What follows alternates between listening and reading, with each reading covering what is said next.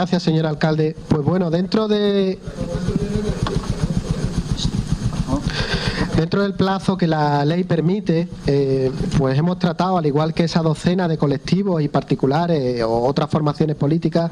de aportar, hacer aportaciones dentro del periodo, del espacio que el Gobierno nos ha dejado, ¿no?, que es el periodo de alegaciones al presupuesto municipal. Ya lo dijimos en su día, no bastaba con decir no a las cuentas, sino de proponer alternativas con las que humildemente aspirábamos a mejorarlas. Bueno, tenemos que empezar, y ya redundando en lo que sobre este documento se ha dicho, aportando una visión crítica del contexto en el que este presupuesto es aprobado, ¿no? Con un retraso de casi 7 meses, o 7 meses ya, ¿no? Un retraso incomprensible, dado que estamos hablando de un equipo de gobierno que goza de mayoría absoluta, sustentado también sobre una tremenda inseguridad jurídica, dado que existe esa sentencia de nulidad sobre el presupuesto anterior, y el presupuesto anterior no es una anécdota, sino que es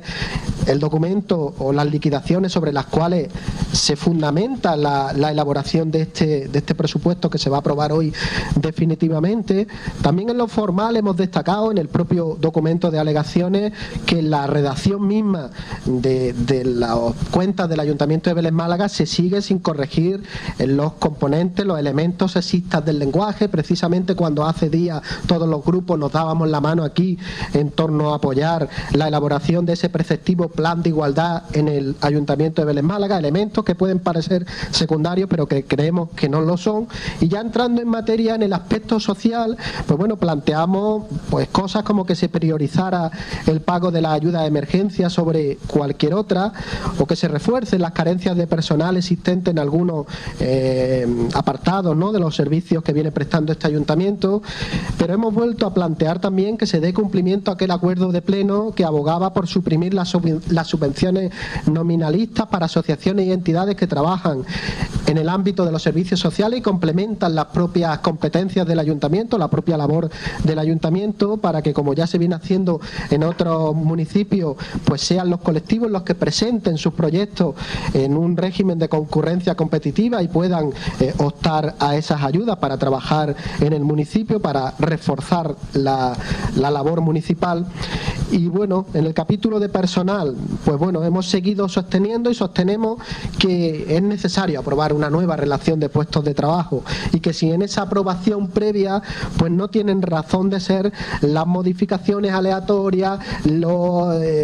jefaturas, los cambios de adscripciones que de manera aleatoria, como digo, se vienen llevando a cabo dentro de la plantilla, porque lo único que están generando en el fondo es malestar. Sin embargo, sí que hemos planteado dentro de este capítulo la necesidad de dar cumplimiento también a una serie de acuerdos de pleno, sobre todo aquellos relacionados con la equiparación salarial y con la consignación de crédito suficiente a todos los servicios que le vayamos encargando a la empresa municipal, la regularización de toda la plantilla de la Escuela de Música y Danza, el fortalecimiento de los servicios de inspección urbanística o atención temprana, la necesidad de aprovechar aquellas vacantes que tienen la plantilla municipal y que cuya utilización para otros fines pues no tambalearía el funcionamiento de esta institución, para proveer a la Delegación de Cultura del personal suficiente para abrir horarios, para ampliar horarios y atender durante todo el año las diferentes salas de estudio, bibliotecas y agencias de lectura del municipio. Esta mañana mismo nos comunicaban los vecinos de Benajarafe que vuelven a estar las agencias de lectura cerradas, hace falta personal ahí. Tampoco tiene sentido, creemos, que se anuncia bombo y platillo una unidad de proximidad en la policía local y que veamos el presupuesto, analicemos la propuesta que se ha aprobado ya inicialmente y que hoy se va a aprobar de manera definitiva, y se amorticen una serie de plazas que había ahí sin cubrir. No le vemos sentido, porque al final ese actuar en el capítulo de personal pensamos que nos va a llevar a un modelo donde va a haber más jefes que indios, y ese modelo es muy peligroso porque siembra el caldo de cultivo para externalizar servicios, para encargar servicios que hoy se vienen prestando desde el ayuntamiento a otras entidades privadas, porque aquí va a haber solo personal que coordine, pero no personal que ejecute, si esto se sigue llevando adelante. Antes de hablar del capítulo de inversiones, nosotros hemos analizado las fuentes, dos fuentes principales que el gobierno viene utilizando para ejecutar, para financiar esas inversiones: la enajenación de suelo, la venta de parcelas y el canon del agua. Nosotros, en torno a lo primero, defendemos que puede ser necesario vender suelo, pero que el fin último de esa venta de suelo tendría que ser construir vivienda pública para tener un parque de alquiler. Y en torno al canon del agua, echamos en falta que no se haya contemplado partida alguna en el capítulo de inversiones, pues para la eliminación de fibrocemento, para el control de fuga o para ir suprimiendo esa red unitaria que tenemos en muchas partes del municipio entre fecales y pluviales. En definitiva, para darle un carácter finalista a esa fuente de inversión que tiene el presupuesto municipal. En lo que tiene que ver con las inversiones ya en sí, nosotros creíamos, y ahí han ido nuestras aportaciones, que para que el presupuesto fuera mejor tenía que atender a todo el territorio, y ahí, en base a una serie de compromisos que teníamos adquiridos en pleno, hemos vuelto a plantear nuevamente esa generosa partida vinculada a educación para poder atender los desperfectos de los centros del municipio, pero también bajo la premisa de acuerdos de pleno, como digo, anteriormente adoptados, y de la necesidad de atender a todo el territorio, pues planteamos financiación justa para los presupuestos participativos, para que no sean un enunciado sino una realidad, la terminación del campo de fútbol de Caleta, garantía de financiación para las pistas deportivas que tenemos aprobadas en pleno para Mezquitilla y Lago, finalización del campo de fútbol de Amayate, Cají, ese gimnasio que vienen demandando, el arreglo de los desperfectos y la iluminación de las pistas de Chilche, el vial alternativo que dé acceso a Cajicillo, saneamiento en los Toscanos, mejora de acceso y aparcamiento en el campo de fútbol Torremoya, actuación medioambiental o de mejora o de acondicionamiento del río Lagos, también aprobada en pleno, barriadas degradadas, o la adaptación de dependencias municipales para tener una jefatura digna de la policía local. No nos hemos inventado nada. Todo esto está aprobado en pleno. Y bueno, junto a esas inversiones, actuaciones genéricas que hemos propuesto, también hemos dedicado un apartado a patrimonio y medio ambiente. En patrimonio, ya lo ha dicho el concejal de Hacienda, profundizábamos en la necesidad de garantizar financiación para la rehabilitación de la ermita de San Sebastián,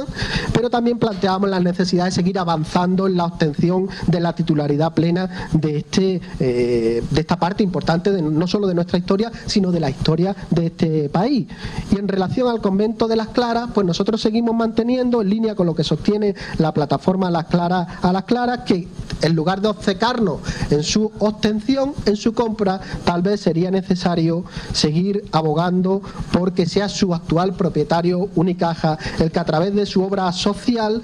acometa lo que por ley le corresponde, que es la rehabilitación, el acondicionamiento de ese edificio, para posteriormente, en colaboración con otras instituciones, sirva de elemento dinamizador del centro histórico. En lo que tiene que ver con el medio ambiente, ya vamos terminando, nosotros hemos planteado hemos desistido, mejor dicho, de plantear ese complemento municipal a las subvenciones que habían otorgadas por la Agencia Andaluza de la Energía para luminarias y para otra actuación que había por ahí, porque ya se nos explicó debidamente, lo agradecemos, por parte del concejal de Medio Ambiente, que había crédito suficiente en partidas genéricas. Por tanto, ahí no hemos planteado nada, pero sí que hemos planteado la necesidad de entrar de lleno en el cumplimiento de los acuerdos de pleno para la protección animal. Afortunadamente no hemos estado solos en ese acuerdo que nos dimos toda la corporación. Los colectivos animalistas lo han planteado, otras formaciones políticas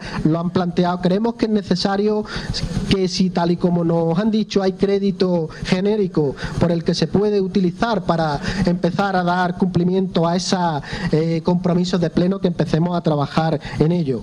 Y en lo que tiene que ver con la protección, el aumento de protección y la puesta en valor del humedal del delta Río Vélez, pues hombre, nos parecía necesario plantear sin ningún tipo de acritud que se ampliaran los 100 euros que hay contemplada en la partida del presupuesto para poder hablar de tú a tú con el resto de administraciones y creernos en definitiva que ahí tenemos un potencial para la dinamización turística del municipio de Vélez Málaga y de la comarca de la Axarquía. Bueno, pues todas estas alegaciones que he tratado de más o menos resumirles han sido desestimadas, ya nos lo ha dicho el concejal de Hacienda. Nosotros creemos que se desaprovecha, y la verdad no nos alegra, que se desaprovecha una oportunidad para escenificar un modelo de gobernanza que se base un poco más en la colaboración ciudadana, en escuchar a estos grupos políticos que nos